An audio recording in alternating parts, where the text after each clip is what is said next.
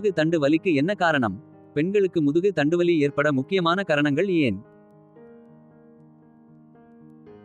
முதுகு ஆரோக்கியம் என்பது முக்கியமானது. ஆனால் பலர் அதிகமாக அவதிப்படுவது முதுகுத்தண்டுவலியால்தான். முதுகெலும்பு கோளாறுகள் வாழ்க்கை திறனில் அதிக தாக்கத்தை உண்டு செய்கின்றன. ஏனெனில் உட்கார, நிற்க, நடக்க, குனிந்து நிமிர, வளைய என அடிப்படை செயல்பாடுகள் அனைத்திலும் முதுகெலும்பு ஆரோக்கியம் அவசியமானது. இவை பாதிப்பு உண்டு செய்யும் போது அவை கடுமையான முதுகுவலி மற்றும் பிற சிக்கல்களை உண்டு செய்யலாம். முதுகுத்தண்டு என்பது நரம்புகள் மற்றும் பிற திசுக்களின் இணைப்பு.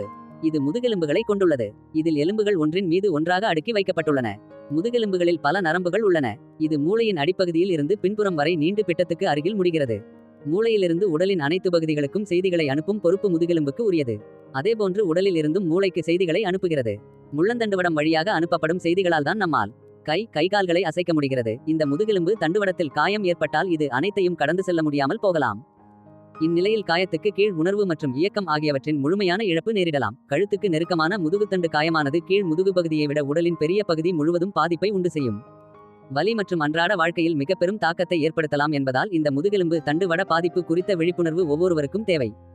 குறிப்பிட்டவர்களுக்கு தான் இவை வரும் என்றில்லை. யாருக்கு வேண்டுமானாலும் வரலாம். கழுத்திலிருந்து தோள்பட்டை வரை வலி, கை மடக்க முடியாத அளவுக்கு வலி, மரத்து போதல், கீழ் முதுகு வலியில் பிட்டப்பகுதி, தொடை, கெண்டைக்கால் வரை பரவும் நிலையில் மருத்துவரை அணுகுவது நல்லது. முதுகுத்தண்டு பிரச்சனை மற்றும் மற்ற நோய்களுக்கும் நமது ராக்ஸ் ஹாஸ்பிடலில் அனுபவம் வாய்ந்த டாக்டர்ஸ் மூலம் சிறப்பான முறையில் சிகிச்சைகள் அளிக்கப்படுகிறது. நீங்கள் நலமுடன் வாழ என்றென்றும் நாங்கள். Rocks hospital.